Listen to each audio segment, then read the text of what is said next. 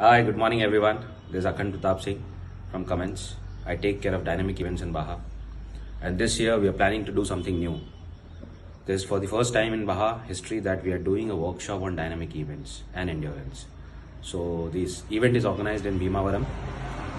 I hope teams have registered. Teams who are coming there for the training will experience dynamic events with a different perspective.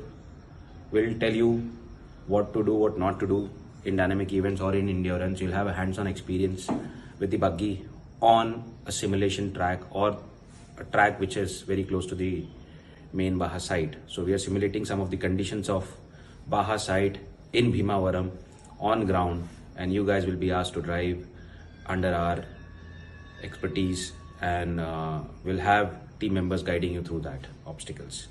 So I hope to see you all in Bhimavaram, and let's have a fun learning session there in Bhimavaram. Thank you.